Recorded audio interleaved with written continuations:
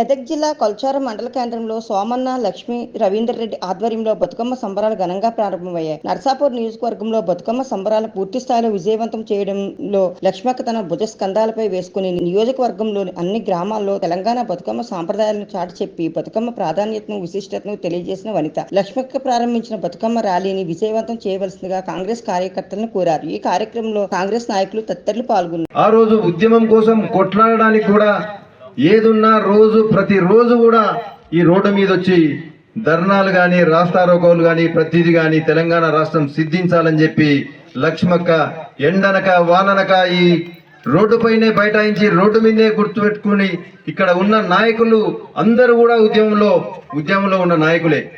మన కొల్చారం మండల ప్రజలందరికీ కూడా లక్ష్మక్క అంటే చిన్న పిల్లగాళ్ళ దగ్గర నుంచి కూడా పెద్దవాళ్ళ దగ్గర కూడా అందరు కూడా ప్రేమగా పిలుచుకునేది లక్ష్మక్క అని.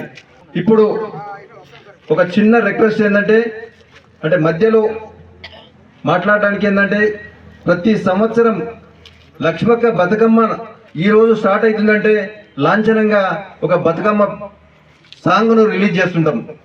ఆ బతుకమ్మ సాంగ్ను రిలీజ్ చేయడానికి ఈరోజు ముఖ్యంగా మన కొల్చారం మండలం నుంచే రిలీజ్ చేయాలి అని చెప్పి ఇక్కడి నుంచి ఈరోజు ఈ నిర్ణయం తీసుకొని ఇక్కడికి ఈ ప్రోగ్రాం మనం పెట్టుకున్నాం. బతుకమ్మ అంటే ప్రకృతి, బతుకమ్మ అంటే పువ్వులు, బతుకమ్మ మనం ప్రకృతి లేని మనం ఎవ్వరం లేము. అలాంటి ఒక్క పండుగ ఉన్న రాష్ట్రం తెలంగాణ రాష్ట్రంలో పుట్టడం ఒక ఆడబిడ్డగా నేను గర్విస్తున్నాను. చిన్నప్పటి నుంచి ఎంత సిటీలలో పెరిగినా కానీ బతుకమ్మ అంటే మన పండుగ, దాని ప్రత్యేకత మా పిల్లలలో కూడా ఉండాలని అమ్మ ఉద్యమం అప్పుడు మేము ఇంత పిల్లలు ఉన్నప్పుడు వంట వార్పు కార్యక్రమం అని, బతుకమ్మ అని ఉద్యమం అప్పుడు మమ్మల్ని తీసుకొని మరీ పోతుండే. బతుకమ్మ అప్పుడు ఎంత అంటే అమ్మ ఎప్పుడైనా ఆడబిడ్డల ఆత్మగౌరవం గురించి మాట్లాడుతుండే. బతుకమ్మ అంటే ఇప్పుడు మనం ఎన్నో సంఘటనలు చూస్తూ ఉంటాము. ఇక్కడ కోల్కతాలో అవ్వచ్చు, లేదంటే పక్కనున్న సిద్దిపేటలో కానీ బతుకమ్మ మనం ఆడబిడ్డలకు ఇచ్చే ఒక బహుమతి ఏముండాలంటే వాళ్ళ రక్షణ, వాళ్ళ యొక్క భద్రత.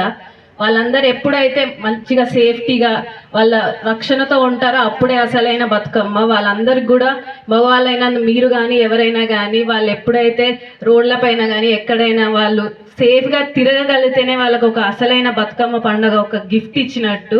ఇంకా మీ అందరికి కూడా మా అమ్మ ఆశయాలు కొనసాగించాలని ఎంతో ఉంది. మీ అందరి ఆశీర్వాదం నా పైన కానీ, మా నాన్న పైన కానీ, మా కుటుంబం పైన కానీ మీ అందరి ఆశీర్వాదం ఎప్పుడు మాపై ఉండాలని కోరుకుంటున్నాను. థ్యాంక్ యూ నాకు ఈ అవకాశం ఇచ్చినందుకు.